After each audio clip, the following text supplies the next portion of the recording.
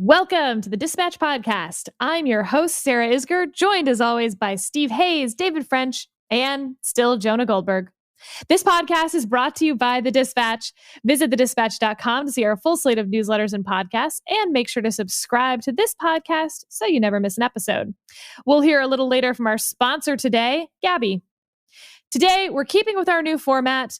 The guys have brought us some great topics: the president's HBO interview, mail-in ballots, okay, that one's mine, civil society in the pandemic, and Jonah tries to convince me that he isn't sexist just because he doesn't like Kamala Harris.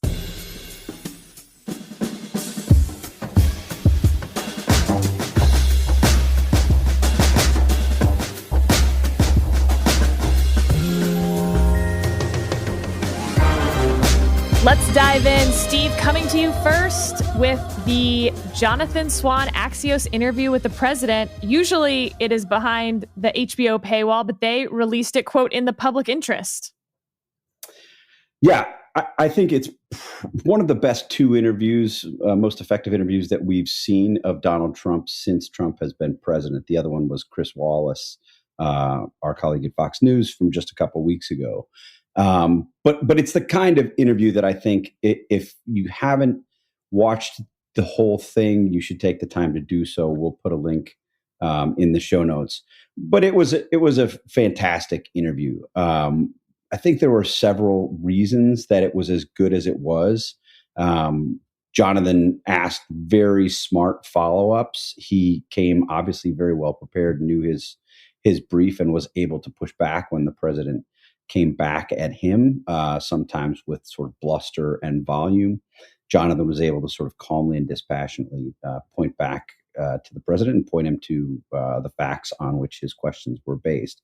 And that goes to the second reason I think it was successful, is Jonathan clearly knew the material very well, and in some cases pretty clearly better than the president himself did. And then the third reason I think it was a good interview was it was devoid of the kind of show-off theatrics that we see so often from reporters who question the president in the White House briefing room.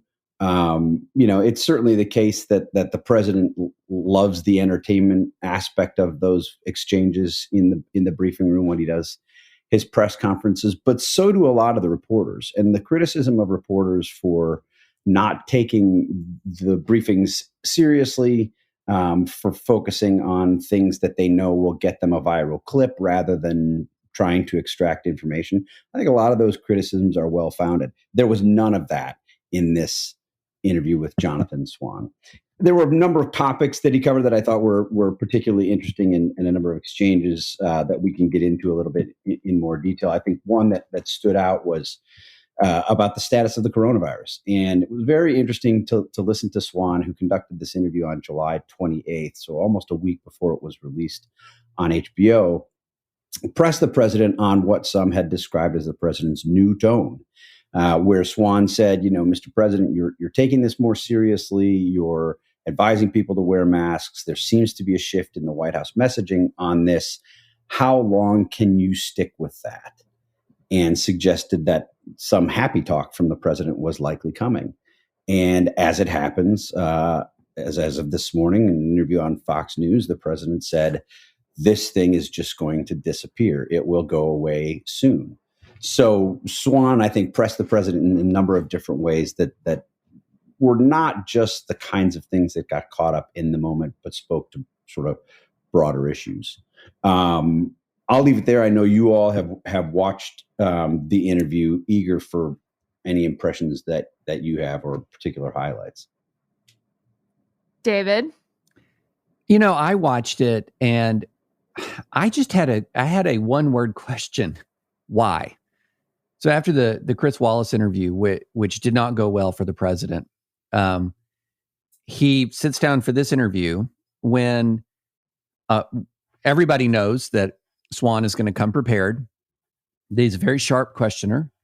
He's fearless in interview settings, and that the president's just not up for that. Is this hubris on his part? Is this him believing he can take on all comers? Because there are a couple of segments, the ones that were sort of most popularly shared around, that were that were downright embarrassing for the president. The exchange over the data surrounding the coronavirus, you could tell that the president was just flummoxed. He came across as sort of going from almost trying to bully the questioner, trying to bully Swan. You can't say that, or you can't do that. And then having nothing and clearly not truly comprehending what was going on.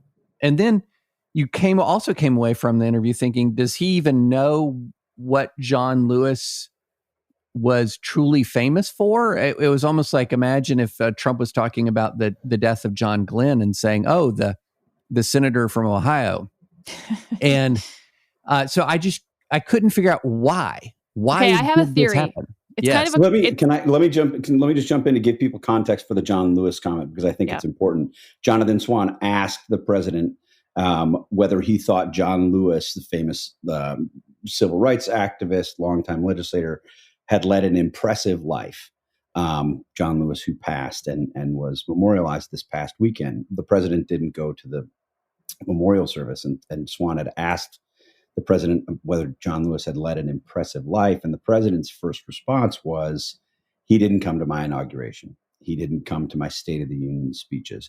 That's okay that he didn't come, but it was a big mistake. He should have definitely come. So the president's instinct, to David's point, was not to recognize any of the things that John Lewis had done, but to focus on these perceived personal slights. Sorry to interrupt, Sarah. No, so I think my theory is wrong, but I nevertheless enjoy my theory because I think it would be an interesting comm strategy if it were true. So here's my theory that's wrong. What didn't make sense to me, so I had the exact same thought as you, David, and I was like, okay, the other problem versus the Chris Wallace interview is Chris Wallace makes sense because he does want to reach that audience, but he doesn't need to reach the HBO Axios audience. Those aren't his voters. So why would you do this interview? Theory. Jonathan had actually been a pretty effective, as Steve pointed out, sort of non-hyperbolic, critics the wrong term, reporter on the president. And my theory is that they actually accepted the interview in the hopes of Jonathan overstepping, becoming a little too hyperbolic, getting under that the president could get under Jonathan's skin and discredit him moving forward for the last 100 days of the election so that they could sort of move Jonathan off the board, same as they've done with some other reporters. Alcindor comes to mind, Caitlin Collins, Jim Acosta, I think you could argue, has done that to himself. But so it was a calculated risk, but one that the president thought, every other reporter has taken the bait before.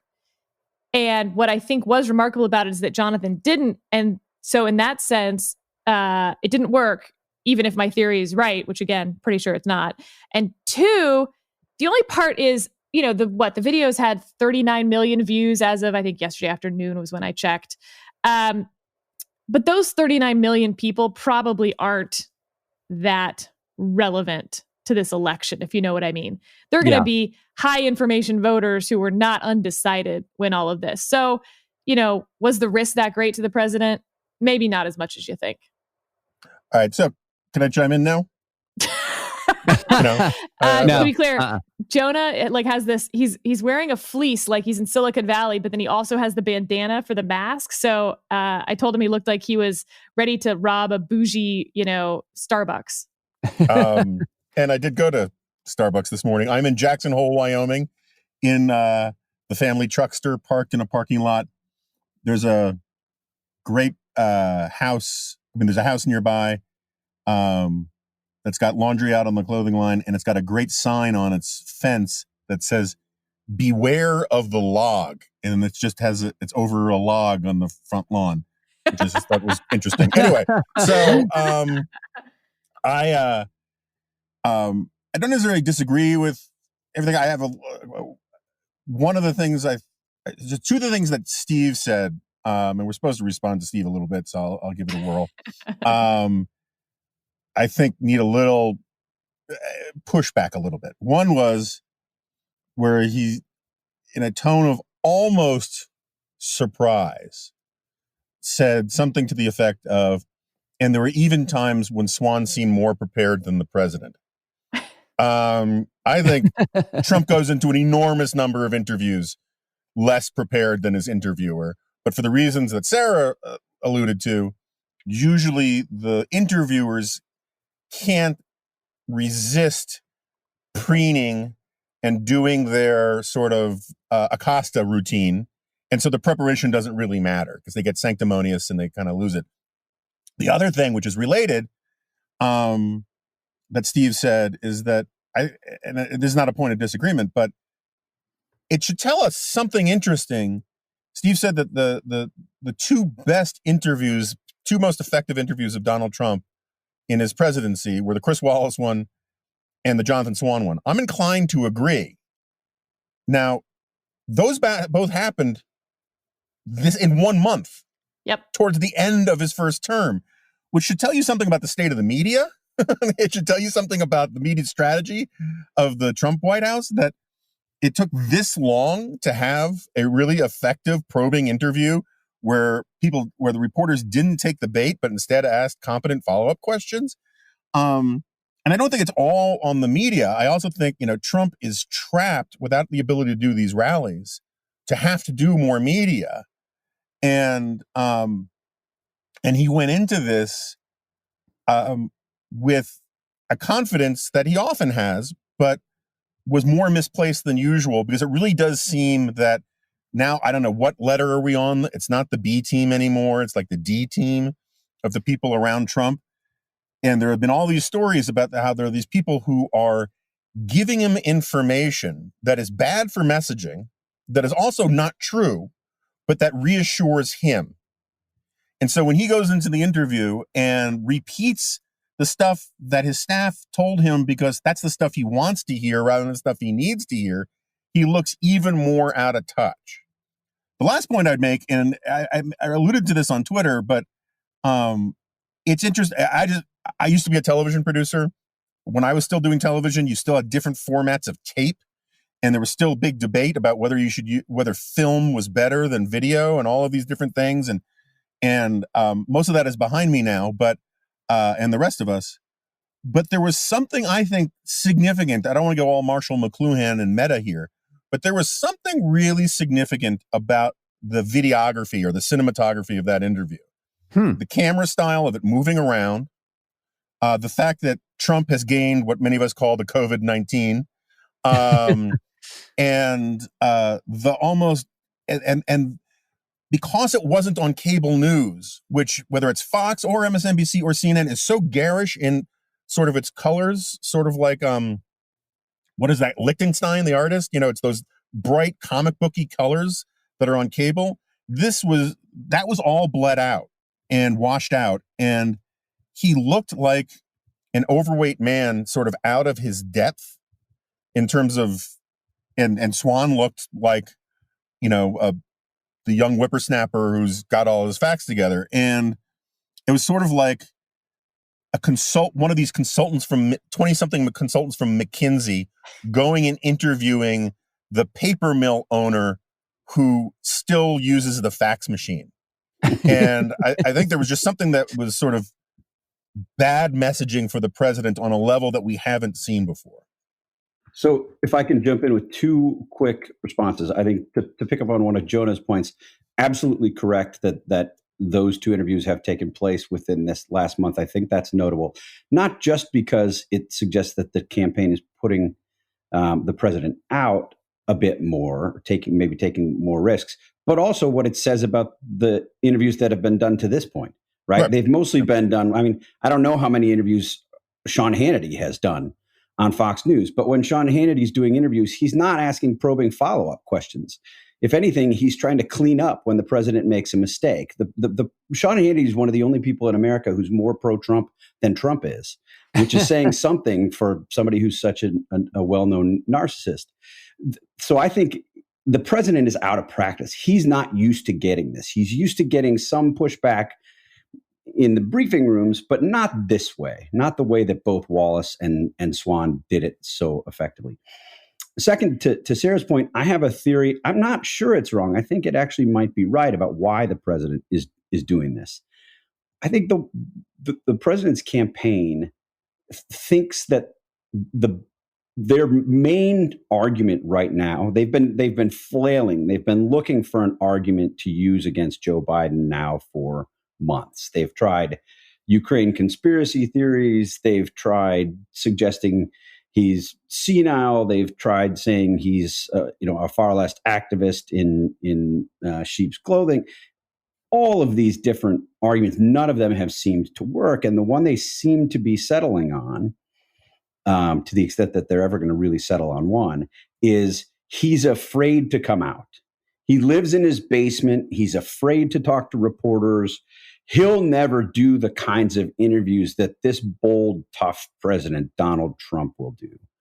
So they're choosing, I think, to put Trump in riskier interviews than they would have otherwise, with the idea that when he succeeds, they can say, Joe Biden has not done an interview with Chris Wallace. Joe Biden has not sat down with Jonathan Swan. Why is Joe Biden so afraid? Why is he hiding? And it's not really a crazy strategy, but it depends on one very important condition. And that's the president succeeding in these interviews, that he's bombed. So I think, in effect, what they've done is build a strategy around a supposition that turns out not to be true, and for which the president is now paying dearly, because we've had several days. In the case of the Jonathan Swan interview, they posted, we discussed on this podcast last week the first excerpt of the Jonathan Swan interview related to the Russian bounties question that he asked. So it's been now a week worth of bad news coming out of this. So this is, I think, pretty clearly backfired on the Trump campaign, if that was their objective. Okay, can I actually tell you what I think the real strategy was? Because I think Steve's wrong too. I think my theory is wrong. I think Steve's theory is wrong. And it goes to a question that I have, maybe for all of you. I don't know.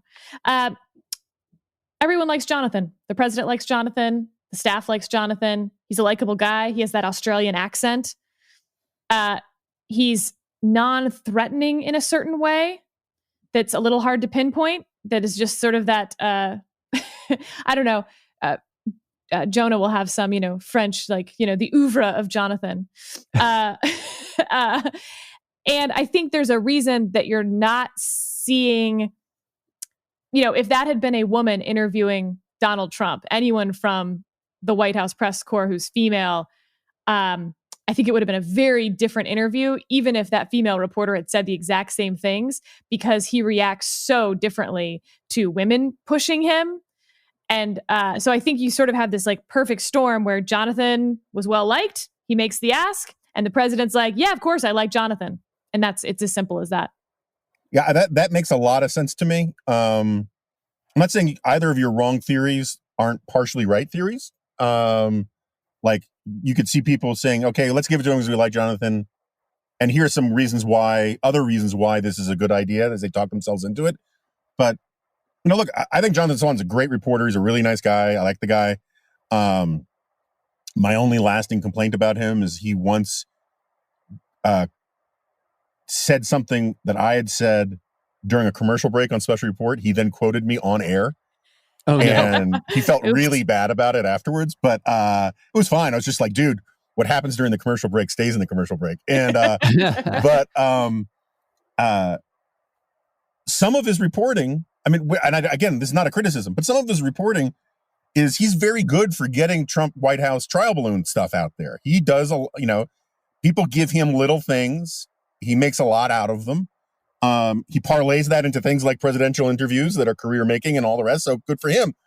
But you can see how in the currency of the White House, he's probably done a really good job of cultivating a go along to get along kind of thing. And they thought they could get away with more than they could, in part because just the stake. This is one of the other points is the same thing with the Wallace interview. Just the stakes of what is going on in America right now. Presidential campaign, the prospect of losing, which apparently just drives Trump crazy, but also this massive pandemic that is ruining the economy and terrifying people. Just the stakes of it. Trump needed to up his game, and instead it seems like his game is getting worse. And those things give a little extra oomph to these interviews as well, I think. That's one thing. I'm so glad you brought that up, Jonah, because the giant gap that is being seen right now between everything we've ever thought of before this presidency of what a president should be in a time of crisis, whether it's, the actual presidents that we have, witnessed throughout, our adult lifetimes, and the sort of the gravity that they assume and the way in which their demeanor and their rhetoric changes in this time of crisis in a way that's, obviously different from the back and forth of normal politics, to the cinematic depictions of presidents in times of crisis. There's this expectation that we've long had of a level of sort of knowledge and gravity, and seriousness, and it's just not there at all. I mean, the impression that he gives is he just wants all the trouble to be over. It just needs to be over. Can we move on from this virus? And what is interesting to me, just as a thought experiment, if this had emerged in year one, or say month 4 of his presidency, in a way, I think it'd actually be much more damaging to him, because he has so defined the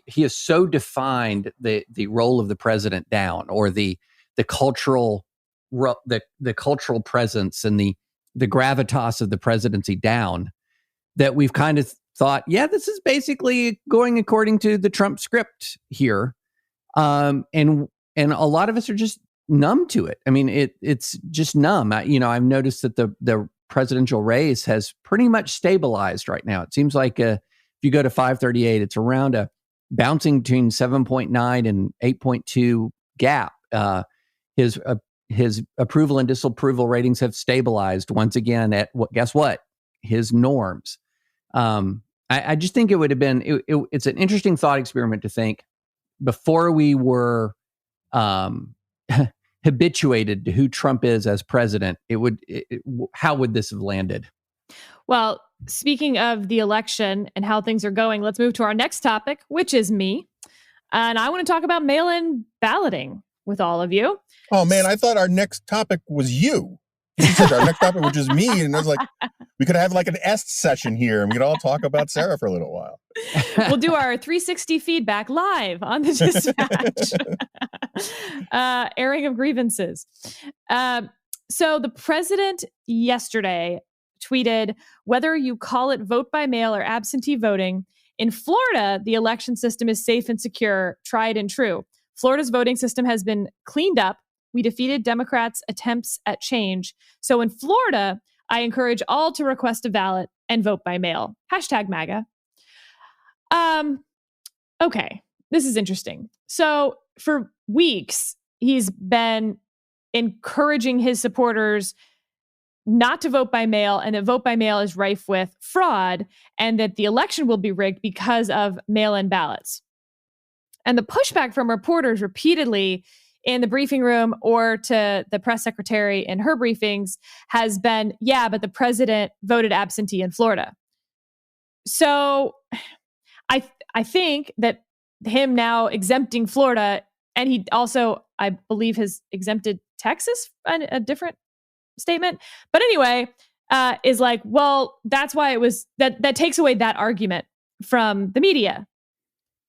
Okay, that's fine, I guess. But, and Jonah, you wrote about this in your column this week and name checked me. Appreciate it. But my take on this is that in the past, for polls, you haven't had to take into account absentee voting at all because there's no partisan divide. And so it doesn't really matter how you vote as long as there's no particular difference in what a voter looks like who votes absentee versus votes in person, aside from maybe, age or something like that. But if it doesn't change who they're voting for, no problem. There is without a question going to be a partisan divide in who votes by mail. If you vote in person, there's like a 0.1% chance that your vote isn't going to be counted. you show up to the wrong polling place or something, maybe, kind of. If you vote absentee, there's a big question of the likelihood of your vote counting. Now, in past elections, it's usually between 1% and 3% of actual absentee ballots that get rejected once they're turned in. But that's sort of the usual number of ballots with the usual number of people who request absentee ballots every 4 years, et cetera. What we're seeing right now is that something very different is going on when you then multiply the number of mail-in ballots, wildly. So in New York, for instance, the number being rejected is between 20 and 25%, they think. Michigan, just this week, saw a huge problem with tens of thousands of ballots not ever getting anywhere because of mail delays. And then the election officials having to tell people, if your ballot just arrived today, election day, just drop it off. Please drop it off. Please come drop off your ballot. Don't mail it in. And Jonah, you cited a great stat that in Wisconsin's April primary, 23,000 absentee ballots were thrown out. In 2016, Trump carried Wisconsin by 22,000 votes. So here's the problem. The polls right now are telling you how likely voters, the people who are likely to cast a ballot, intend to vote. But right now, the polls are not telling you what the valid vote count will be. And in the sweep this week, I ran, the numbers because I missed algebra class. And, I had all these assumptions in it, and you can question a lot of my assumptions. But the point being, this could be 2 points off. It could be up to 5 points off. That Biden's lead could be wrong if his voters are more likely to vote by mail, and therefore their absentee ballots are more likely to be rejected or never arrive. All right, since I wrote about it this week, maybe I'll go first. I think your point about the partisan disparity of absentee voters is a very good one. It is also a very likely scenario for how this country will lose its mind if Trump wins narrowly with an electoral college win, but a massive popular vote loss because tens of thousands more, millions. It'll be millions. Hundreds of thousands or millions more Democratic ballots than Republican ballots were thrown away. I'm inclined to think that if they're thrown away, for the most part, it's not a conspiracy. It's not anything. It's just technical errors, right? Which is sort of your point. There is no way you'll be able to convince, if you can't convince a lot of Democrats that Stacey Abrams, in fact, didn't have the election stolen from her, there is no way you're going to be able to explain to them that Trump didn't steal the election this time around. And some of them are objective and some are subjective. Like objectively, you need a postmark on your ballot. You need a signature on your ballot. That's objective, although New York notably has said that they're throwing out the postmark requirement for their absentee ballots. But then there's also subjective ones. Does the signature on the ballot match the signature card that the voter turned in when they registered? Tons of ballots get thrown out because the signature doesn't match.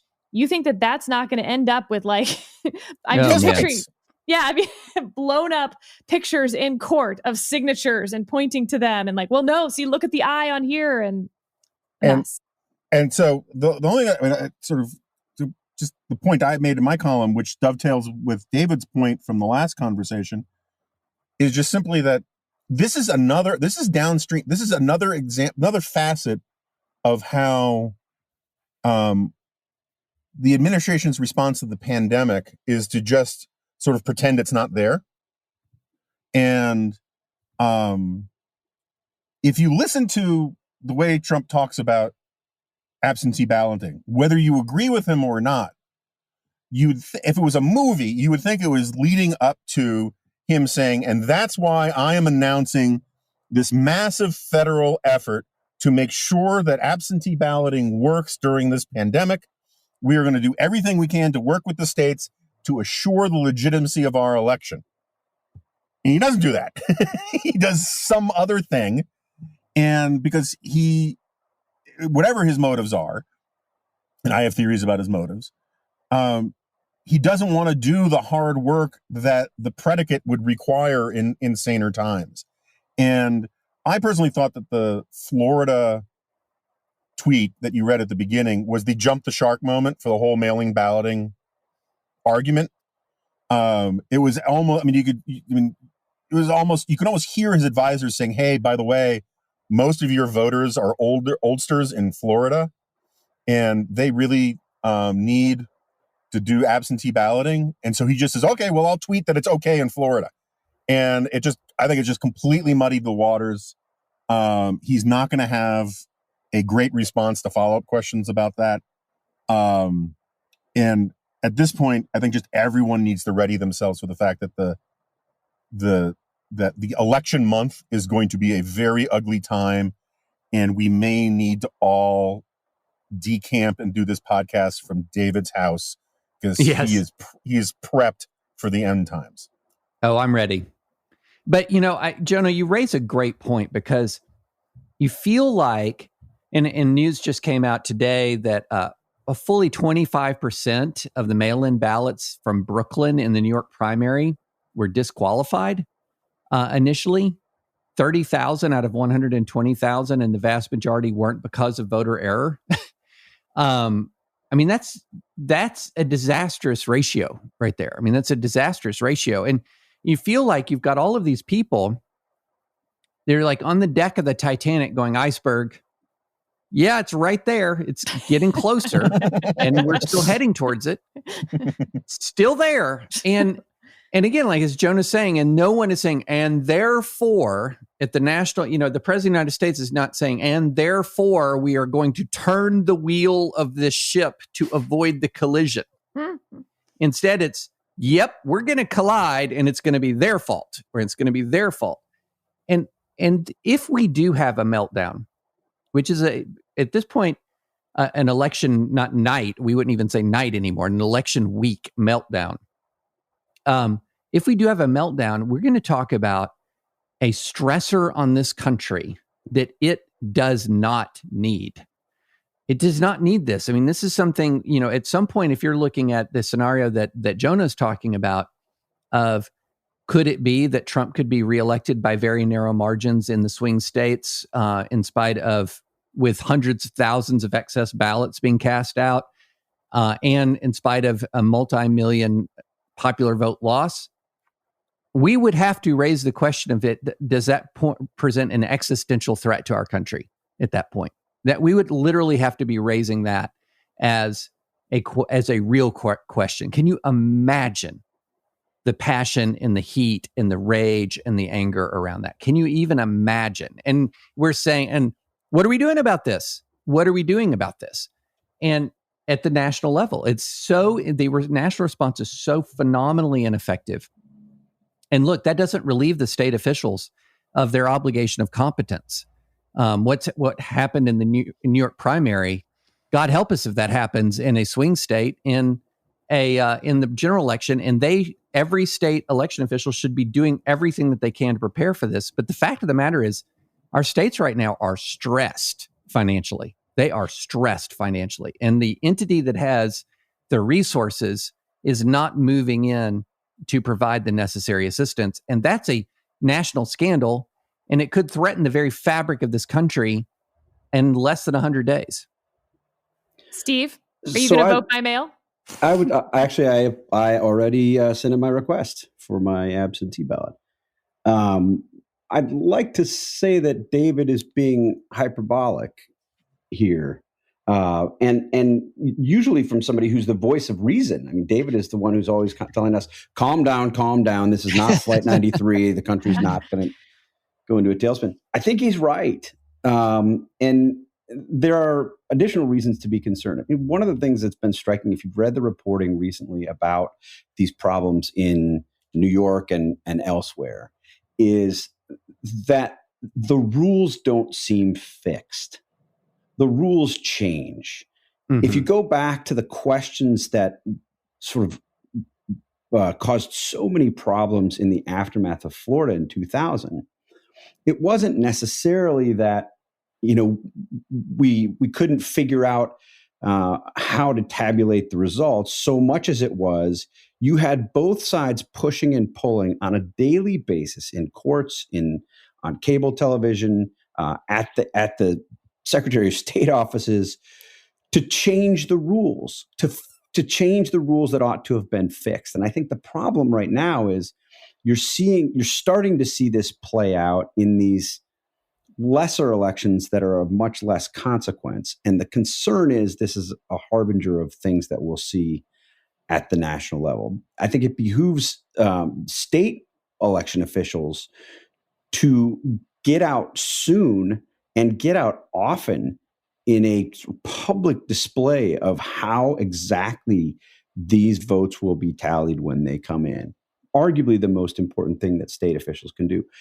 David is right. I mean, the states need an infusion of cash in order to do this. There's no question about it. That we've been fighting about it in Congress now for the past couple months. I don't think the amount of money that they're talking about is likely to be adequate, but it comes in the context of us pushing trillions of new funding for anything and everything at a time when the country is in dire straits in terms of our debt. So you can see why there would be some reluctance. I think we're going to spend money on anything, making sure that we have free, fair, and transparent elections is one of the places to spend it.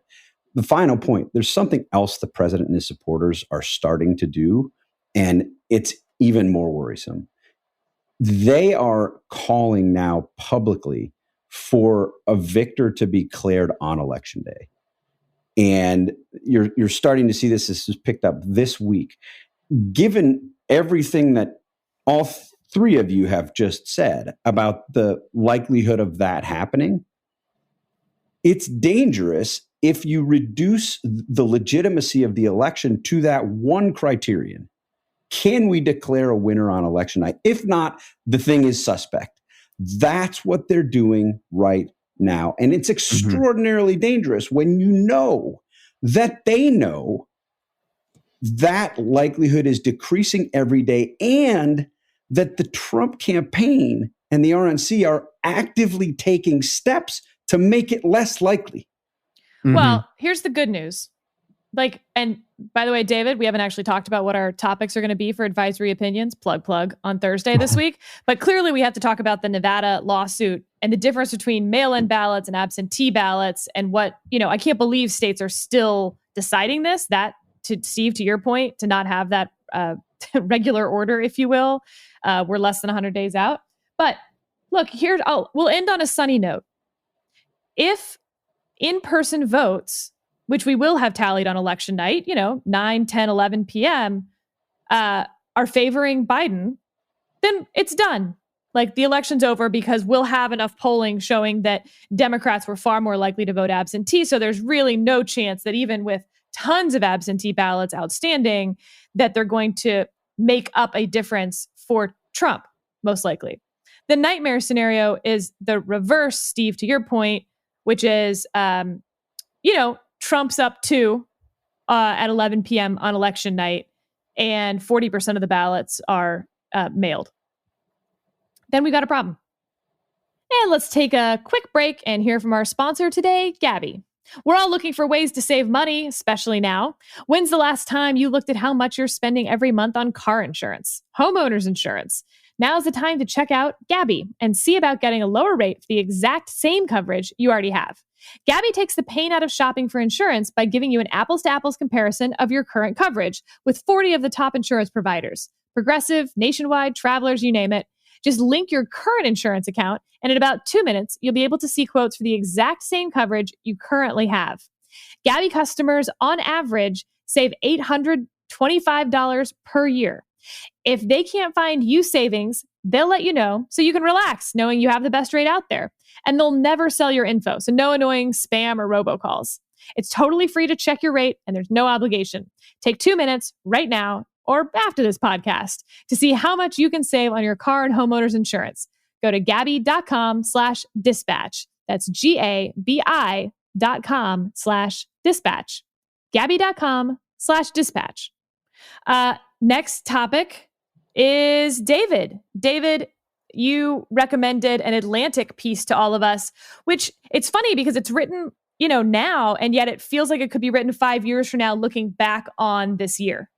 Yeah, it really. And Sarah, you said you're going to end with an up note, and then you went up, and then you went down, And then now I'm just going to go further down. Yeah, let's do it. Because we still have Jonah. Yeah, that's right. It's one of the best pieces that I've read, sort of and this is going to be done at book length, but one of the best magazine pieces that I've read so far on how we have failed in confronting the virus. And it's called How the Pandemic Defeated America, and it's by Ed Yong. And it kind of hits a lot of the different points, everything from the bureaucratic failure of testing from the CDC, the failures in leadership from the White House. And then what I think is really important is kind of the failure of civil society here in the US to deal with this. And I guess that's the thing in with the focus on how, conspiracy theories have gone viral, the pandemic video, the mask culture war that I've harped on. And I guess what I want to open the questioning for is, as we're looking over since the beginning of March, these last few months, I do think there are circumstances in which better leadership would have made a real difference.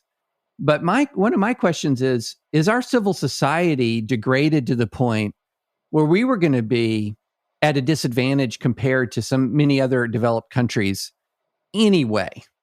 And the reason why I asked this is at the very beginning of all of this, I wrote a newsletter where I said, this is a crisis that requires a very high trust response in a really low trust time.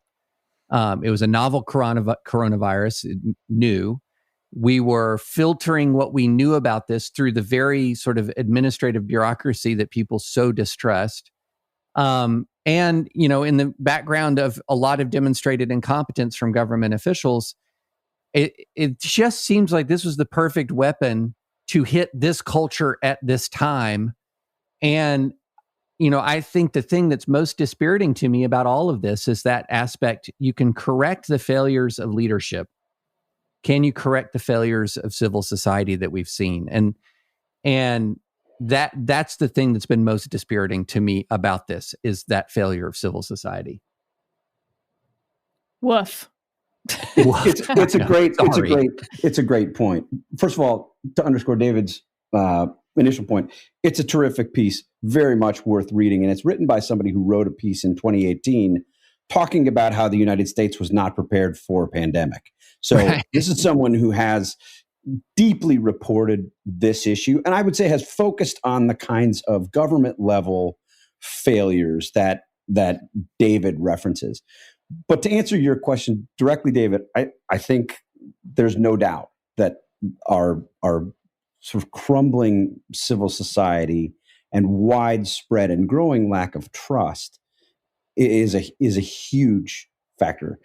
I don't know that it's as easily separable from the leadership deficiencies that we've seen, because in this case, I think the leadership deficiencies have contributed to and exacerbated those divisions and that loss of trust.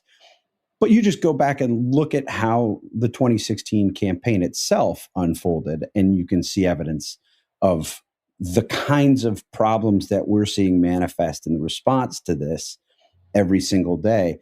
I went yesterday to get a COVID test myself, mostly just to be safe. I've had a sore throat, a headache, saw a doctor. He doesn't think it's COVID. But in the course it's dealing with us, listeners. It's in the course of talking to him, he was just exasperated by the unwillingness of people to do what he kept calling the common sense things. Do the common sense things. How is this political? I got the sense that he didn't say this, he didn't announce this. Pretty clear that he leaned to the right politically, but was incredibly frustrated that he would see people who were coming in and would acknowledge that they weren't wearing masks and didn't need to wear masks and didn't think it was a problem. He talked about a wave. This is a doctor in Maryland, talked about seeing a big wave of people over the past week to 10 days who had been spending the better part of the last month, or had come from some time spent in the last month in Ocean City, Maryland, at the beach. not because they were at the beach, but because they were interacting with people and otherwise letting their guard down about what to do. He said that his office has been basically inundated since then because people haven't been doing the common sense things. And to your point, David, this lack of trust sort of among Americans, and certainly a lack of trust that many people, I would say people in particular on the center right, have toward expert opinions and the kinds of advice that they're getting from leadership is a huge problem. And I think that problem itself has been exacerbated in this crisis, as we've talked about here before, when you have epidemiologists and public health specialists saying you can't go to your uncle's funeral, but not condemning people who go to 100,000 person rallies. They're undermining their own authority there. Well, that one quick thing, and a lot of this is colored by my own experience here in Tennessee, where if you were going to talk about effective leadership from the local to the state level, by the time we ended our lockdowns, we were top 10 in the country in per capita testing. We were bottom 10 in the country in mortality per million. And then, and the admonition was, okay, be careful. When you're opening up, social distance, wear a mask. Nope. And then we quickly tip over into uncontrolled spread, like quickly. Now people are putting on masks and you get this feeling of like you're closing the barn door after the horses have escaped. But it's deeply dispiriting to see happen. To your point on civil society, David, I guess my take is at this point, any ball that's rolled down the lane, everyone wants to whack at it as a culture war issue. Like there's a craving for more culture war, which is a little bizarre. And I don't have a great explanation for why people are craving culture war moments. But what happened here is like we'd had culture wars over sort of side issue stuff. And then you have a pandemic roll down the lane and people want to make that a culture war issue. And so they did. And the problem is it's a national threat to our economy, to our health, whatever, it's a threat. And turning it into a culture war issue was the exact opposite thing that you would want to do. And, you look at pre-Pearl Harbor, for instance, and, to some extent, maybe something similar was happening. Like, do you want to help the British, or is it not our problem that Germany is bombing them every night? But then Pearl Harbor happens and it's like, oh, you know what? Screw it, all in. That hasn't happened here. There's no, okay, now the threat is big enough of these fun fights that we're having and discussions and debates. Now we all join the same team. We didn't turn that corner. So just to chime in, I don't really dispute any of this, but I want to, not quite devil's advocacy, but push back on it a little bit. I think we all agree that there's lots of blame to go around, and it's not just leadership, it's followership. But I might apportion the blame a little differently than everybody else. I don't know. The plural of anecdote is not data, but I've been driving around this country a lot this summer for bizarre reasons, and almost everywhere I go, I see people taking the pandemic more seriously than you would think on going from national television on one side or the other. And, as I said, I'm in Jackson Hole, which I understand is not necessarily representative of the country and all the rest, but I've been in Tennessee, I've been in Georgia, I've been in Florida, I've been in lots of places this summer, I've been in Alaska. And everyone, for the most part, has had a pretty kind of like, hey, these are our rules, please put on a mask before you come in kind of thing. And this is one of the, it's sort of like before Steve was saying, oh my gosh, David's not being hyperbolic when he's saying all these kinds of things. One of the things that David normally points out is the problem of nut picking, where we take these extreme examples and we make them representative of the entire other side. These videos that people are only too eager to share, to dunk on the left or the right or whatever, of people freaking out about being forced to wear masks. I think these events are actually shockingly rare statistically.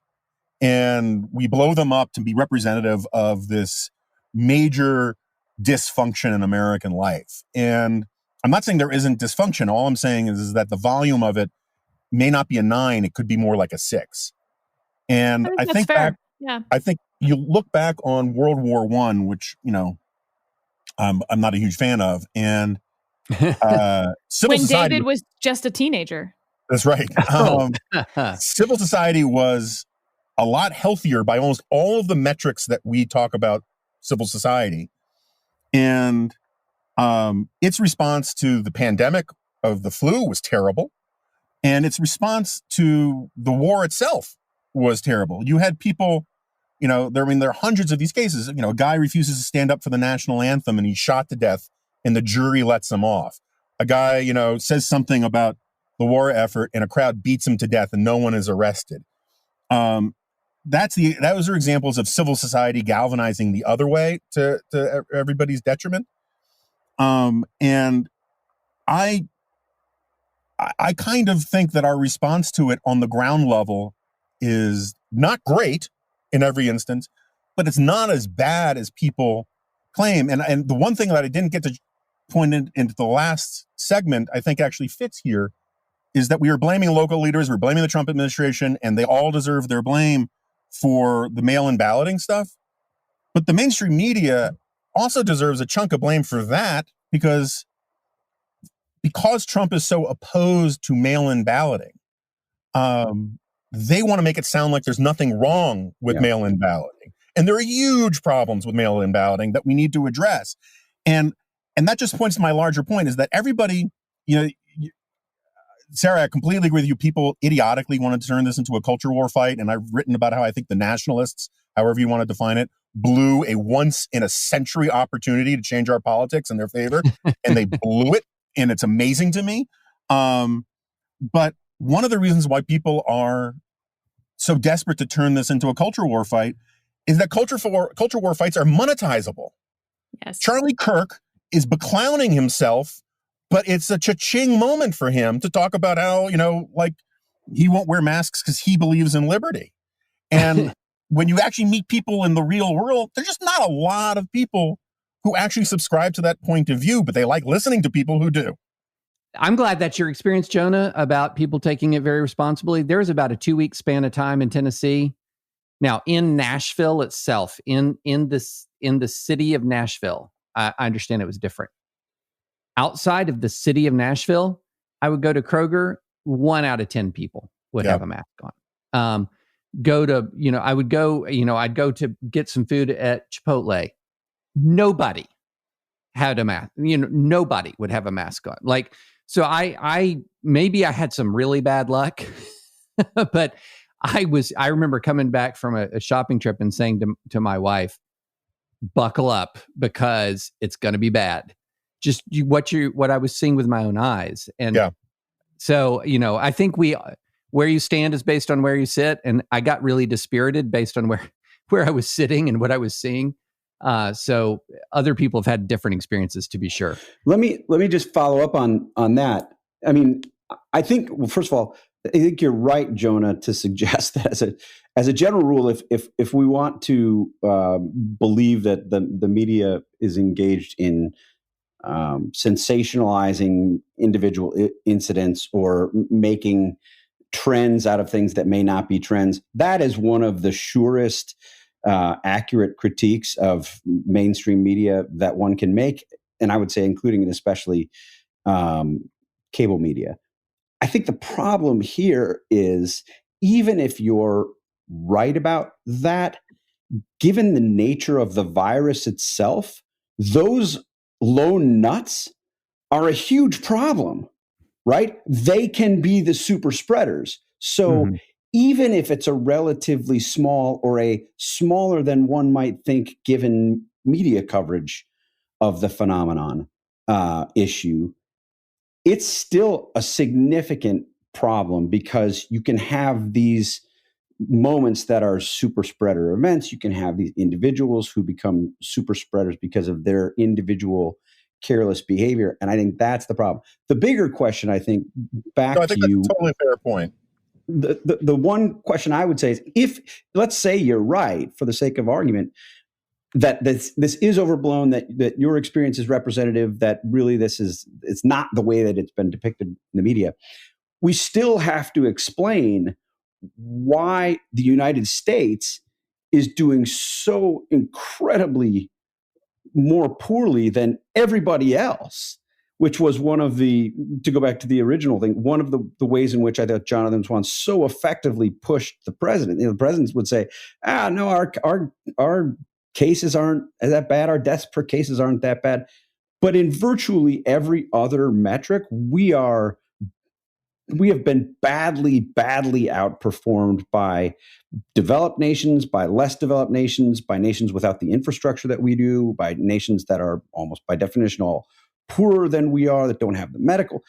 How do we explain that if it's not the case that the American populace, the civil society that David is talking about, has played a significant role in this? Oh, I don't dispute any of that. I was just saying it's not necessarily a 10 or 9 or 10. It may be a 6 or a 7. But I agree. We're going to leave that as a mostly rhetorical question because we have reached the part of the podcast where Jonah is going to tell me to smile more. All right. So I admit this is not cutting edge on the news punditry, the likes of which that our listeners have come to not only expect, but demand from us. So let me just walk you through my thinking on this. Okay.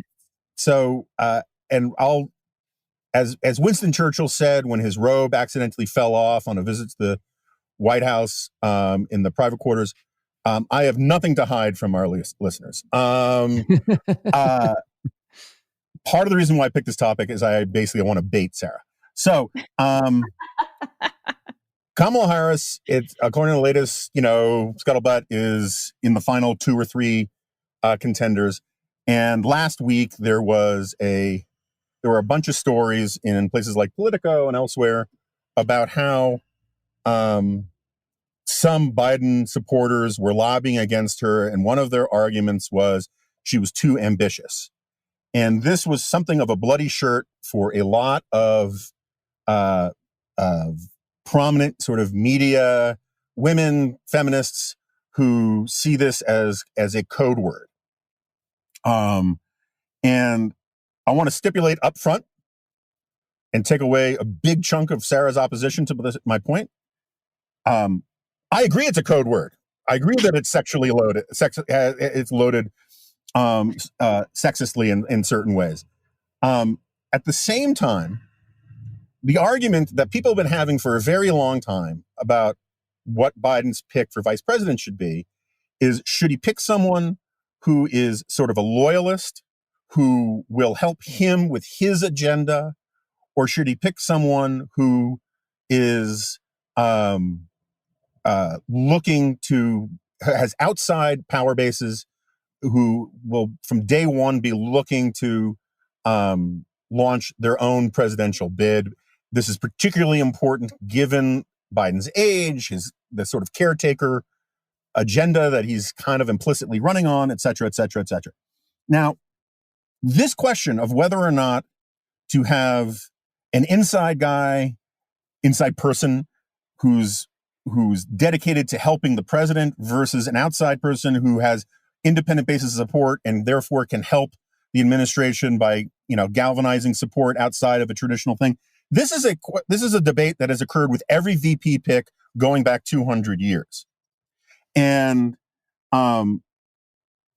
the idea that it is implicitly sexist to think that Kamala Harris, who definitely falls in the wants to be president, outside power base, own agenda camp, that somehow it is sexist to mention that, even though the word ambitious is problematic, I find ridiculous. Ted Cruz has been described as overly ambitious for not only his entire lifetime, but in prophecies of Ted Cruz's arrival on this planet for thousands of generations. There are caves that prophesy the arrival of Ted Cruz as an ambitious politician, okay? Same thing with people like Tom Cotton. And so the idea that somehow I'm one of these people. I talked about this with Megan McArdle, which is one of the reasons why I want to bring this up. I am, that bumper sticker that says feminism is just a radical idea that women are people too. I believe in that. And the idea that female politicians cannot be overly ambitious in this context, the same way males one can, seems to me to be a more sexist position than my position, which is this is a totally natural problem in politics.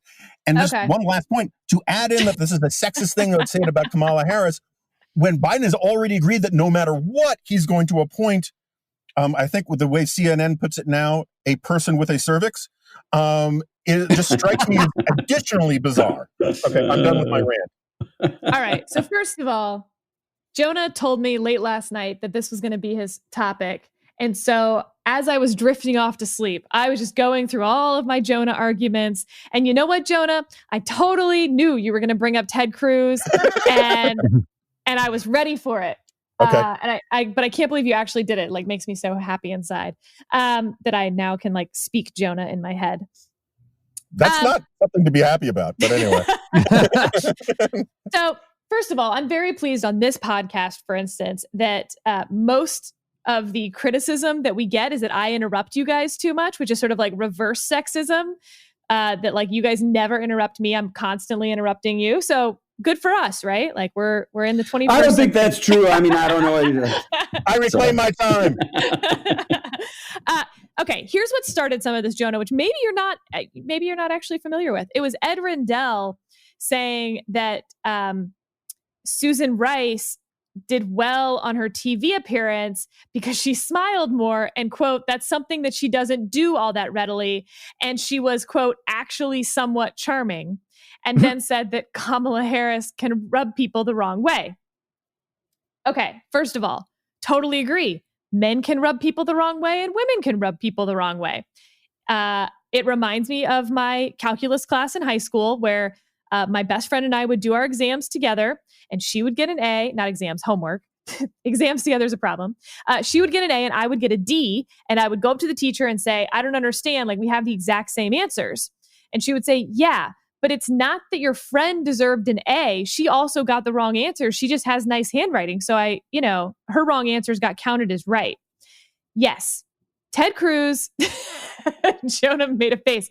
So my point is that if 10% of women and 10% of men actually are the Ted Cruz, even Kamala Harris, I'll throw her in there, sure, of like ambition in the way that people don't like to see. The problem is that it's only 10% of men who get tagged with that. But like John Kasich is just as ambitious, but nobody ever describes him as ambitious or unlikable because of it, even though he's arguably both of those things. Okay, everyone raise their hands. This is annoying. Whereas in fact, I think he's kind of women, notorious for that, isn't he? Like, I don't think so. I hear all these people who are like, John Kasich seems so nice. What a good guy. And I'm like, seriously? Oh, no, he's awful. He's an awful guy. Not me. Very unpleasant dude. All of the men running for president are ambitious. All of the women running for president are ambitious because the type of personality you have to throw your hat in that ring, you have to be a near sociopath at this point. But we describe far more of the women as ambitious. So, Jonah, it's not that I disagree with you, or even that Kamala Harris, it's not actually that she's ambitious. It's that her desire to be president will outflank her desire to be a good number two to Biden. That, I think, is a criticism you could make of any number of men as well. Mm-hmm. But you don't hear it very often, I think. Like when Mitt Romney picked Paul Ryan, I never heard someone say, but Paul Ryan wants to be president, so he may not be very loyal to Mitt Romney. Never heard it. That's fair. Look, that's fair. I think part of the problem is that... And Joe Biden, by the way, had run for president, 3 times before he was picked as Barack Obama's number 2? Never heard that he was too ambitious because he'd want to be president. But I think that is an entirely fair point. I think my problem is, and look, I can go back and forth on this. I think that the word ambitious is a little bit like the word articulate for prominent African Americans. It's just a trigger word. It's like, what are you trying to say? And but you read the Federalist Papers, the word ambition shows up in there a lot, and the desire to turn it in. I mean, to me, it's not as bad as the binders full of women thing, which I thought was one of the dumbest moments in American politics. But there is this desire to weaponize these words, and I'm unsatisfied with most of the explanations I hear from people. I thought yours was perfectly fine, but this idea that somehow Here's what I get annoyed about. I get annoyed. See, I'm interrupting. I get annoyed. I get annoyed me when, if a woman pushes back and says that it's sexist to criticize Kamala Harris for being ambitious, that the first answer is, well, I've described a man as ambitious as well. That's my point, is that saying that you can find one or two men that you've described as ambitious when you've described 27 women as ambitious. That's my point about the calculus homework. Yeah, but I haven't done that. And my point is, if we can't use the word ambitious, which I'm open to, sort of like the word articulate, right? We still need a word or a label to describe politicians who are more monomaniacal in their desire to be president than other politicians. And some of those politicians, because this is a glorious world after the feminist revolution, are going to be women. Correct. And you totally agree. You can't shut down debate when it's about women the way, a lot of people are doing. That's my only point. David, can we shut down the debate? Never shut down. We're all about dialogue and discussion here. I think you raise a really good point that there is a level of ambition when you're talking about, yes, I'm going to run for president, that is pretty much off the scale from normal human beings. But even in I'm taking this, there are some people who take it, let's just take the baseline is, to use the Spinal Tap reference, the baseline is 11. There are still some people at 12 and 13. There are still some people who they're just a cut above, and I think Ted Cruz is the classic example of that on the guy side. Here's my question for you, Sarah, because this goes back to some of our really fascinating discussions on advisory opinions surrounding the Hillary show, the Hillary documentary, and also the I've already forgotten the name of it. The Kate Blanchett, Phyllis Schlafly Hulu show, Made in America, or Made something. in America, Mrs. America. Yes, Mrs. America. And this is some of the difference between the second wave feminism and the third wave feminism. And that America never got comfortable with a lot of the female public figures who were the second wave feminists, and seems to be more comfortable with the third wave feminists, public figures. And in a way, when I look at the Kamala situation, she seems more Hillary-like in her presentation, more of that more aggressive second wave feminist compared to an Amy Klobuchar, for example. But I don't think that Amy Klobuchar is necessarily less ambitious. I mean, if some of the, behind the scenes stories about Klobuchar to be believed, she's sort of, she's like the inspiration for Selena Meyer in some way. So, so I do wonder if part of this is that second wave, third wave distinction that you've talked about. Steve? David wrote a newsletter that we released last night about self-censorship. And I find myself not wanting to say anything for fear of angering people who would think that I'm somehow insensitive. Kamala Harris is clearly very ambitious. I don't think there's really any dispute about that, and I don't think there's anything wrong with saying it. I think that the key question to those who object to this, and let's be clear, there are a lot of people who object to that characterization of her, is the one that Jonah posed, which is, what would you say instead to describe somebody who displays, I think, in manifest ways the characteristics that show ambition, which I think she has from the beginning. I think it's not particularly healthy to have to dance around something when there's a word for it, like ambitious. We should just use the word ambitious. But I guess I don't think we mean ambitious, actually, to your exact point. Like, I'm not sure that's the word we mean, because when you're talking about Kamala Harris or Ted Cruz, it's not that they're ambitious, which to me is like they want to be president. All of the people on the stage want to be president, but we acknowledge there's a difference between some of them in terms of how they strike us in their desire to be president. And I think it's that their desire to be president is far beyond above what we think they actually believe or are saying to us. So then really what you're arguing for is a qualifier. So they're all ambitious. Ted Cruz and Kamala Harris are brazenly ambitious, aggressively ambitious, openly ambitious, which sets them apart from the rest of the group. Is that fair? I don't know that there's a word for it, maybe in German. They want to be president more than they want to do things, I think is what we're actually trying to say when we talk about that. Like, they just want to be president. That's it. And I think that when we like someone who's running for president, of course they're ambitious. They want to be president. But what we like about them is we think they're running for president because, they want to do something with that power versus just wanting the power itself. And again, I'm not saying that's true of Ted Cruz or Kamala Harris, but I think it's what people are responding negatively to.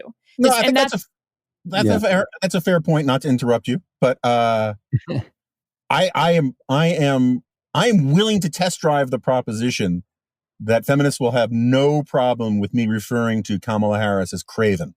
You're right. That's the word that yeah. So well, I don't think they're going to like it, but I don't think it's sexist. Remains to be seen. Okay. We're done with our 4 topics. Here's our last topic. It maps onto the French fry war discussion that we had earlier, which was, it got pretty violent, I would say. If words are violence, the French fry discussion got violent. Jonah, you said you've been driving around the country.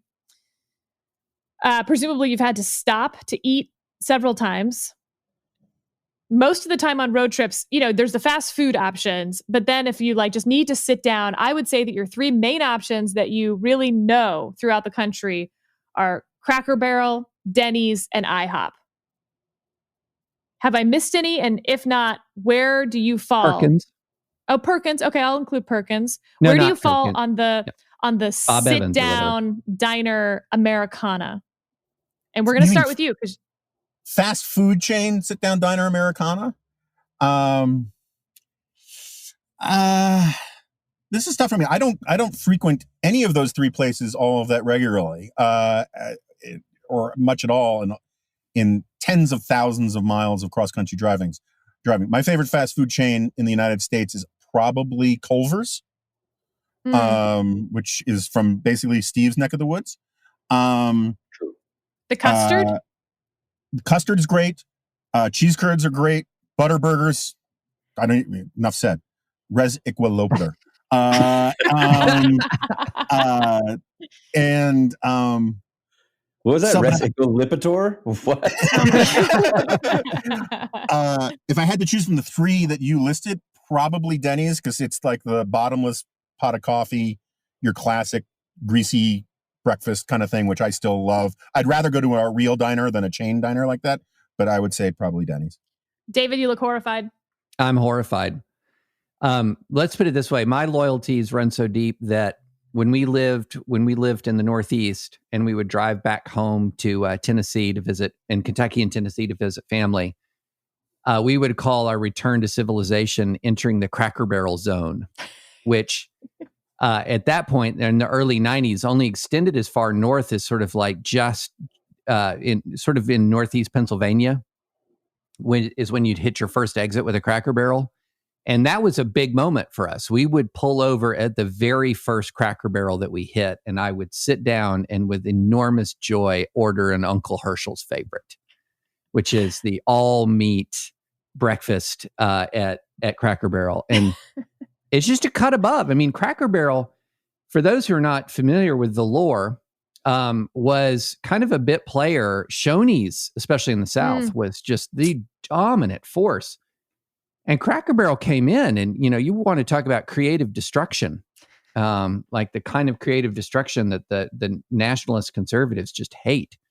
What Cracker Barrel did to Shoney's was just ugly. It was ugly, and we're all better off for it. To be honest, I got an emergency message from Caleb, our wonderful producer. I mean, I'm stunned as he is. I forgot Waffle House. That's what I was going to say. I forgot Waffle House. Yeah, Waffle House. Also, the categories that you gave us, the restaurants that you gave us, all include a breakfast option. I would have guessed for Jonah, if we were being more expansive, that Fridays would have been his favorite because he's so into flair. Like everywhere you go, Jonah's wearing flair.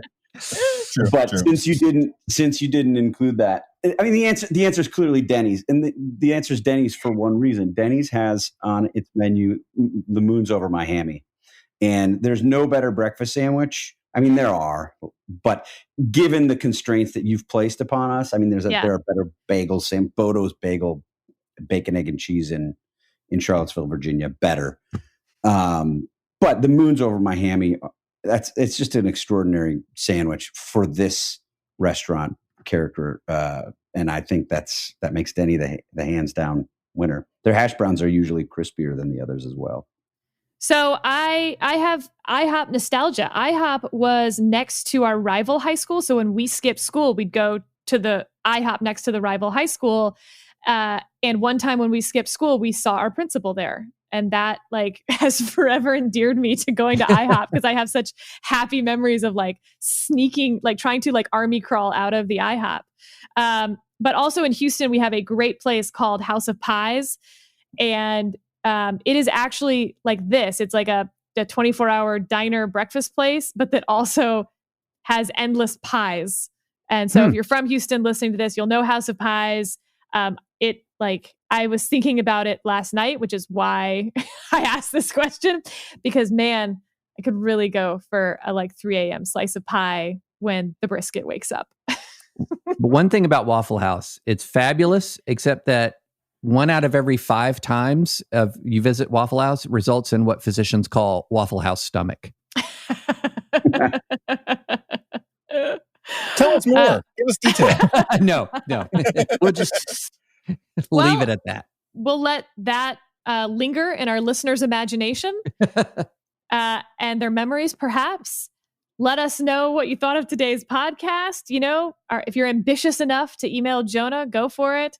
If you want more descriptive Waffle House stomach, we call those things Waffle House butt here in my house. Well, that's so much worse. You just really escalated. Subscribe to the podcast. Leave us a review. We love to hear from you guys, and we'll see you again next week.